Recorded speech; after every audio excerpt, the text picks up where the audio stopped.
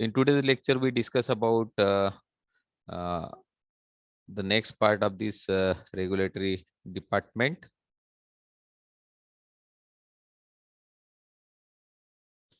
In today's lecture, we discuss about the regulation and regulatory affairs, responsibility of regulatory affair professionals, role of regulatory advisor in pharmaceutical industry, and regulatory network, which we already discussed yesterday.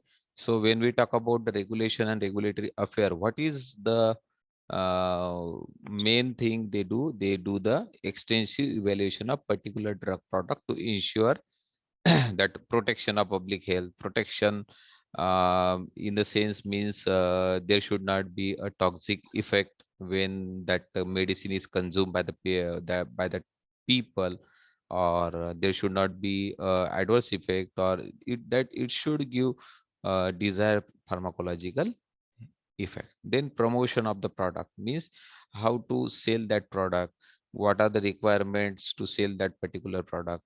Then drug registration, if I want to register, I want to sell that drug in the US, in the Brazil, in the Australia, so I have to follow the guidelines related to that particular country, so I have to register as per the guidelines. Then marketing authorization means I have to take the authorization for marketing that particular drug, means I have to do regulatory requirements. Then I have to set up some um, uh,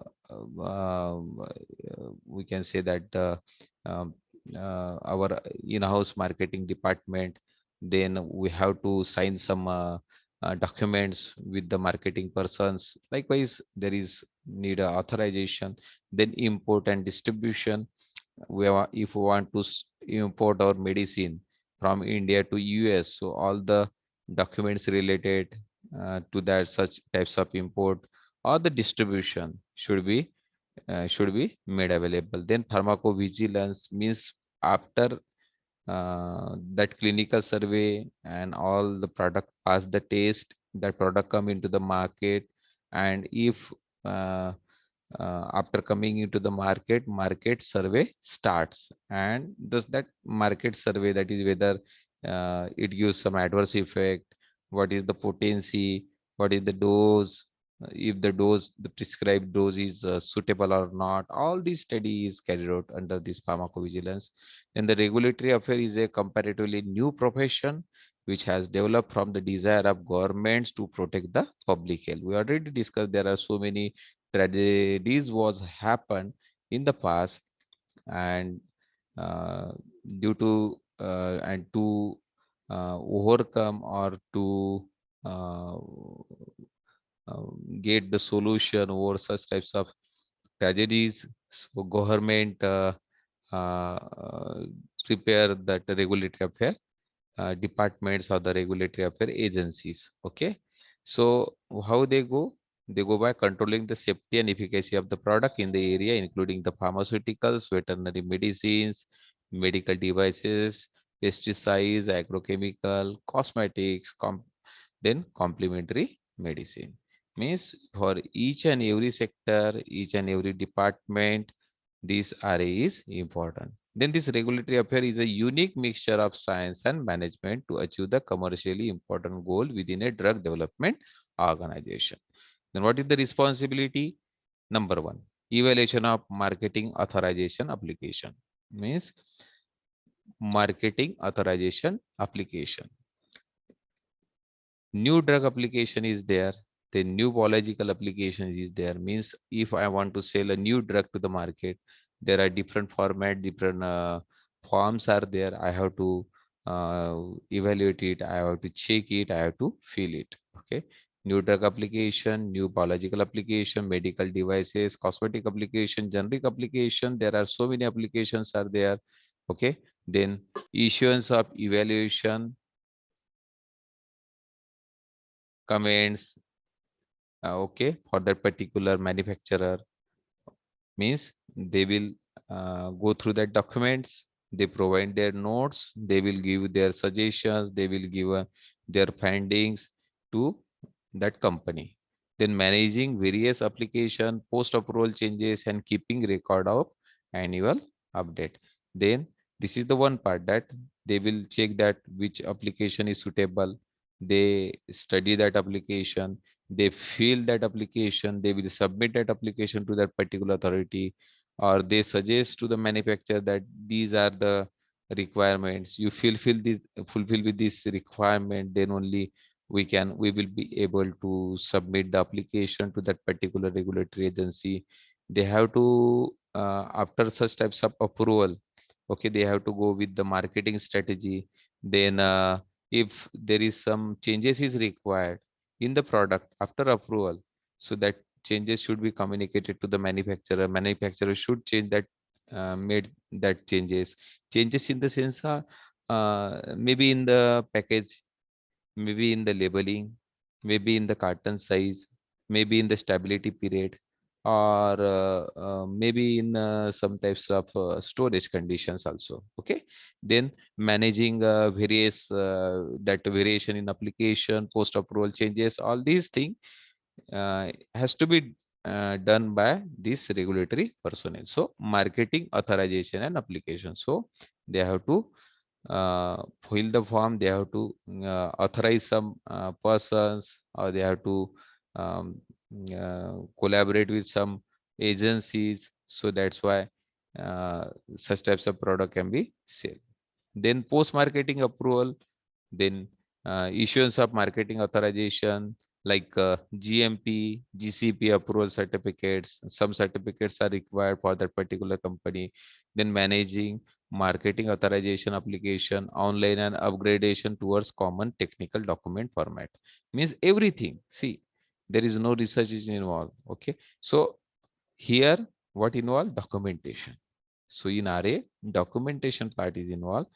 Check the form, which form is suitable, fill that form, fill out, find out the lacunas, or find out the points where we can go grow. Then after that product is approval, if there is some changes are required, suggest that changes, make them that changes. Some certification is required like GMP, ISO, likewise anything is required. So this department has to do job in that area. Then input for guideline and guidance documents means issuance of guidelines, guidance document for quality, safety, efficacy, pricing control, as well as CTD for implementation. Then collaboration with the global and the regional harmonization units for the exchange of technical knowledge. Then developing guidelines as well as allotting mutual recognition status for technical documents, GMP status, and product approval.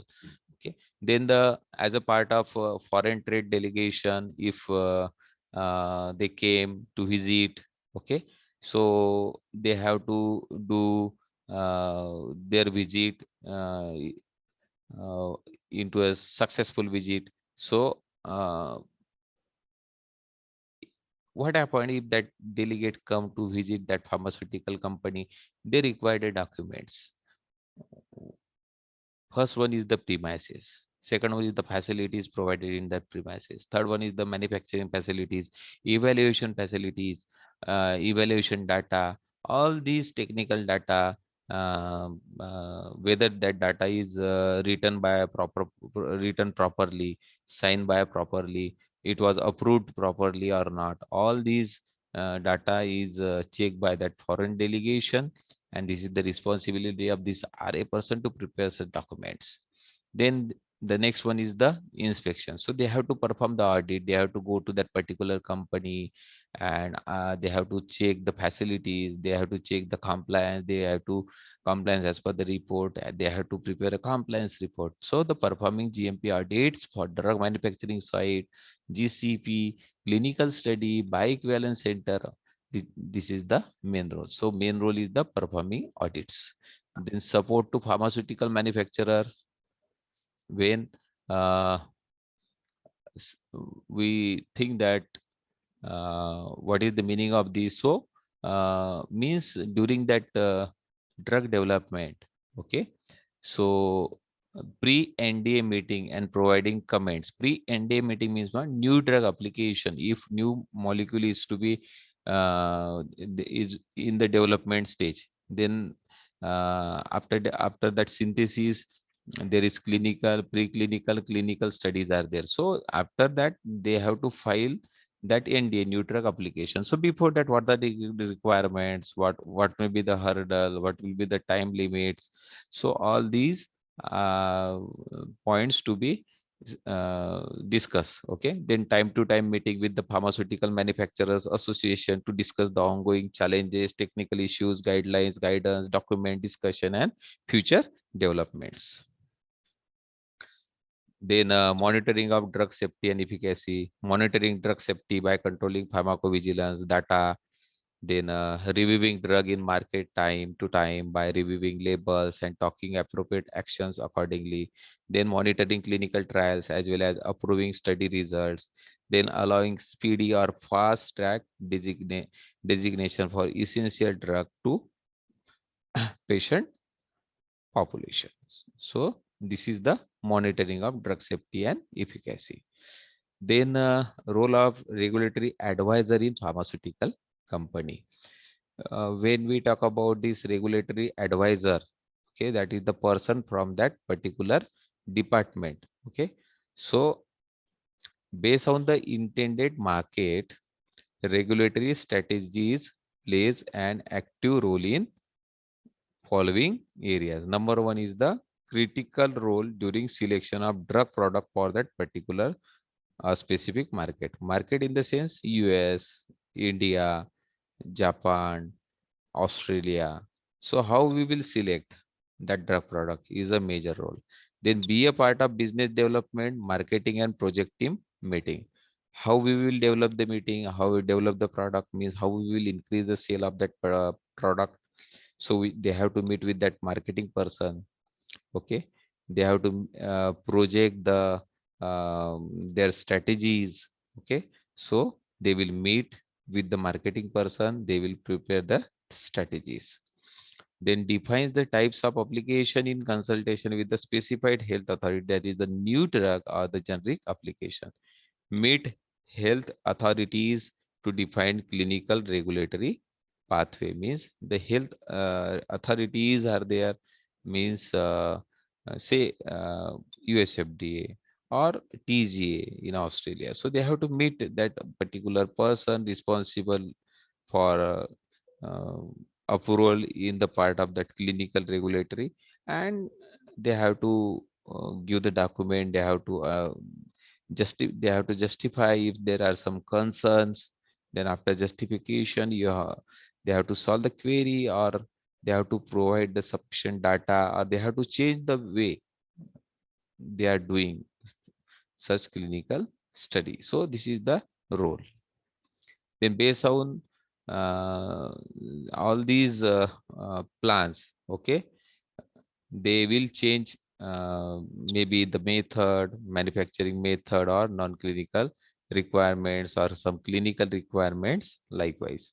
Then they advise R&D to develop a product or at the laboratory scale matching regulatory criteria. See, they while studying that US FDA, FDA regulatory agencies requirement, if they found that that product should have a stability for minimum 2 years. So they said that R&D in such a way that the product should have that um, that stability for 2 years, or if it is to be packed in the alu or aluminum packing or another type of packing. So they will again go with that pilot plant or packaging department is related uh, to such types of query. So they advise the R&D team to develop product at laboratory scale, matching regulatory criteria.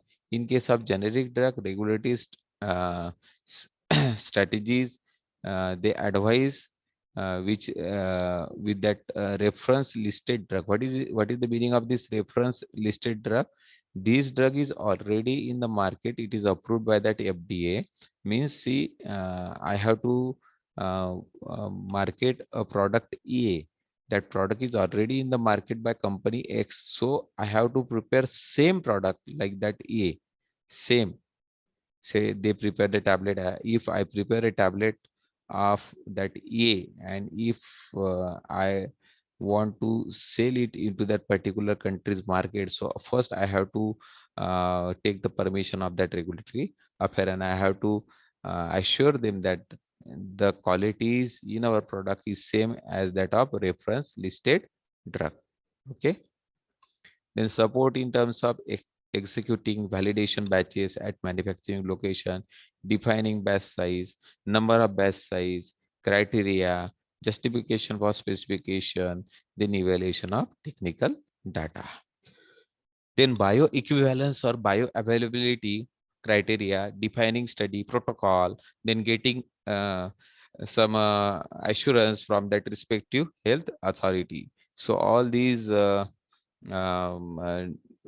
work has to be carried out by this person. Then labeling requirements, if it is in which schedule, if it is in the FDA. So all these things should be mentioned. For generic submission, replica of innovator labeling information means, innovator means the company who first bring that product into the market. If they bring the product A into the market, which is never before available, so we can say that they are the innovator.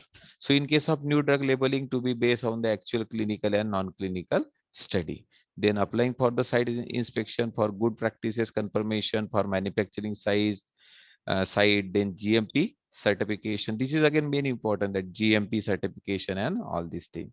Then marketing authorization application means deciding the submission type, means whether it is a new drug.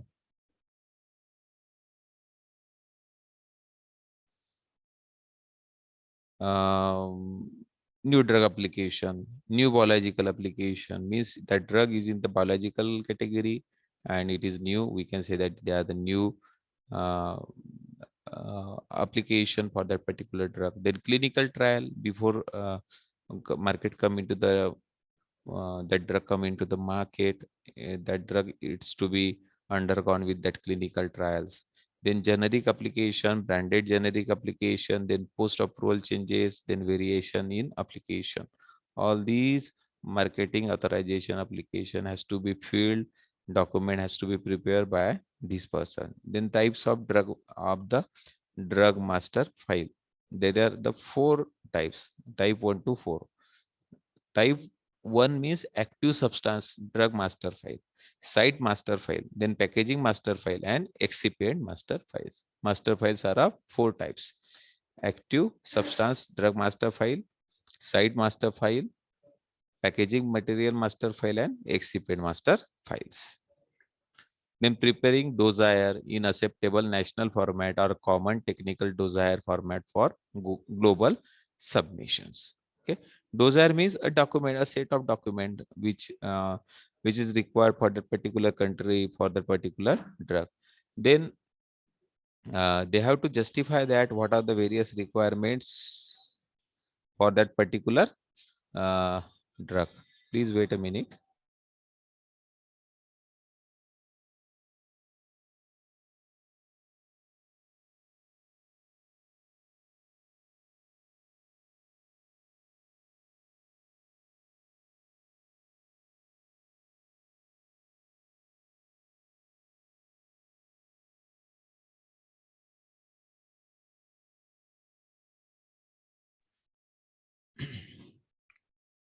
So preparing dossier, then after preparation of that dossier, all the document has to be attached to that. They have to give the justification for that dossier application, means where we are applying, what is our purpose, what is the scope, means what we will get after application, all these.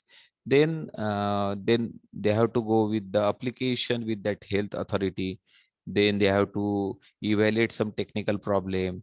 They have to convey that technical problem to the manufacturing location, okay, or the clinical sites where such types of clinical studies has been carried out. Okay, then they have to draft, means they have to prepare a format. They have to submit to that particular person. They will give some query, so they have to highlight, or they have to prepare a draft for such types of query, or some that our inputs they receive from such types of personnels. Then they have to support for the drug submission approval, and then they have to prepare some timeline for approval process. They have to work, they have to monitor that timeline. All these work has to be carried out. Then managing drug product registration life cycle, then submitting pharmacovigilance data, then withdrawal or cancellation of application. All these are the duties. Then health authority relationship.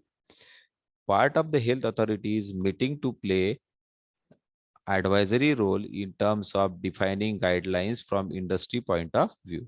Then comments and suggestions for draft guidelines and circular as applicable.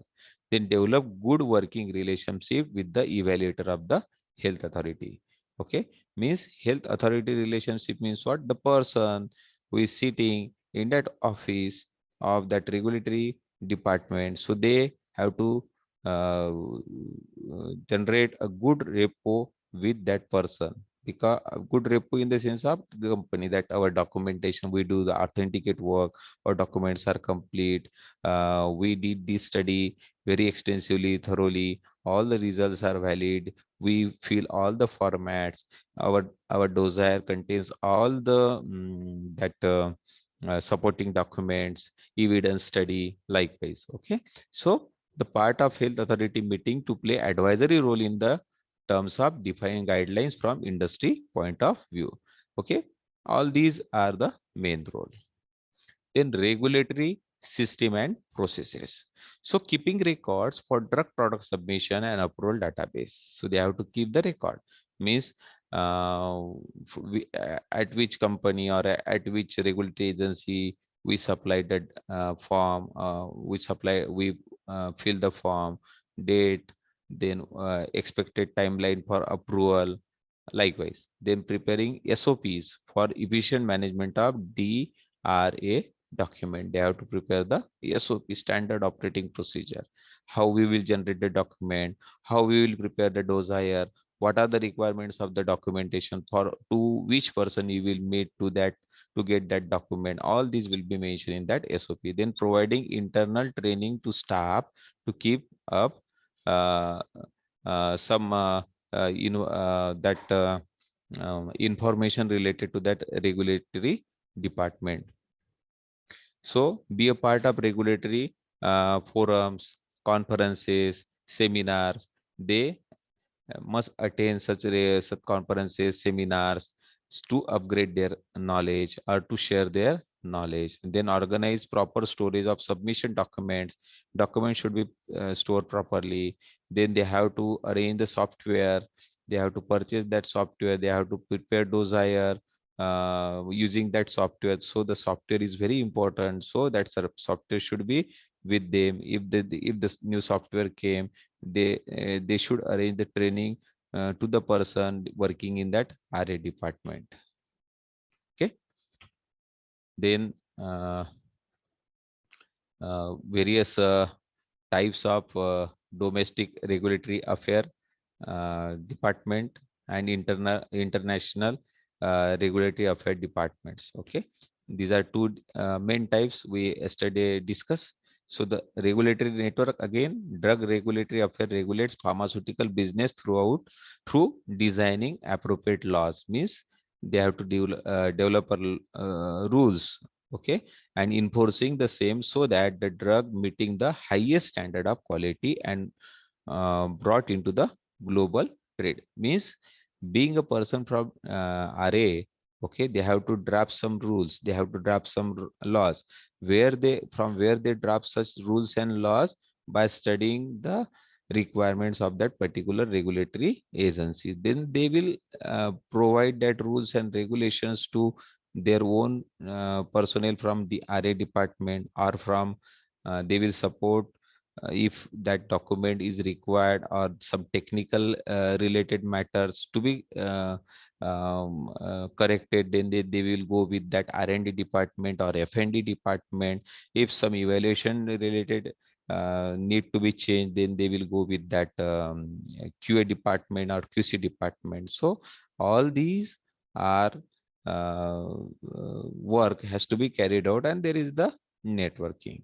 Okay, so as per the global requirement or that particular requirement, they prepare the documents. So the rules and regulations are being prepared considering global, regional, and national pharmaceutical trade, as well as necessity of the drugs based on the patient population. Then the global regulatory network, then there is the regional regulatory network, and there is the national regulatory network. In global regulatory network, again, there is ICH is there, followed by USA, European Union, Japan. If uh, apart from these three countries, another countries follows WHO guidelines with their own guidelines. Then in regional regulatory network, there is the uh, Association of Southeast Asian Nations, then SADC, South African Development Community, then APEC, Asia Pacific Economic Cooperation, then GCC, Gulf Cooperative Countries, then PANDRH, Pan American Network on Drug Regulatory Harmonization, and then EU, European Union is there. So all these association reflects that they are from one particular area or one community, or they are the nearby countries. Okay, so if uh, uh, that country is a part of ASEAN, so ASEAN have their own regulatory framework, and if being a formulator, if we are being the formulator, we follow that ASEAN guidelines, means that guidelines will be applicable to all the countries who follows that ASEAN or who are the part of that ASEAN. Okay. Then there is a national regulatory network. Again, there are the national government issues mandatory laws based on the healthcare status in respective country and at par with global and regional regulation legislation to regulate healthcare business. Some agencies like USFDA, means United States Food and Drug Administration; for the Japan, MHLW, Ministry of Health, Labor and Welfare. MHRA, Medicine and Healthcare Regulatory Agency. Medicine and Healthcare Regulatory Agency. Then TGA for the Australia, means Therapeutic Good Administration. MCC for the South Africa, Medicines Control Council. Then the Central Drug Standard and Control Organization, that is the CDSCO. It is for the India. Then the State Food and Drug Administration of Republic of China, SFDA for the China, SFDA, State Food and Drug Administration of Republic of China. Then Agencia Nacional de Vigilancia Sanitaria, okay, ANVISA. ANVISA is for the Brazil, and Visa, Agencia Nacional de Vigilancia Sanitaria. Then for the Russia, Russian Federation, okay, for the Mexico, COFEPRIS. So the Federal Commission for the Protection Against Sanitary Risk. Then in Argentina, NMAT, Administration, okay, Nacional de Medicamentos Alimentos Tecnologia, Medica. So it is for the Argentina. And for the Malaysia, it is the DCA, Drug Control Organization. So these are various national regulatory network. In these are the regional, and when we talk about the global, ICH and WHO. ICH and WHO are the global. Many countries follows these ICH guidelines, and the remaining country has to follow that WHO guidelines. And there are the regional guidelines are also there, and national regulatory guidelines are also there. Means each country have their own guidelines. So depending upon that, when we talk about this regulatory market, so developed market, underdeveloped market, and undeveloped market. So developed market is like Japan, US, UK. Underdevelopment like India, China. Undeveloped means some like Bangladesh. Likewise, there are the underdeveloped markets. So these are again the classifications. Okay. Then when we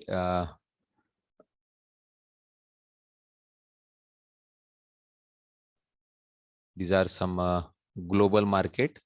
Uh, we just already discussed regulated market, semi-regulated market. Regulated market means European Union, United States, Japan, Canada, Australia. Semi-regulated means rest of the world, ROW country, rest of world, regulated and rest of world market. Again, that China, Russia is there. Then Asian, in that semi-regulated, there are the Asian market, ASEAN market. There are the countries of 10 countries are there. Then African countries are there. Okay. Then Middle East countries, then Latin American countries, then CIS, these are there. In India, we have CDSCO as a regulatory authority, then Drug Controller of India, DGCI. These are the various regulatory authorities. In Europe, there is the European Directorate for Quality of Medicines, then European Medicine Agencies. These are some references which you can you refer for further study.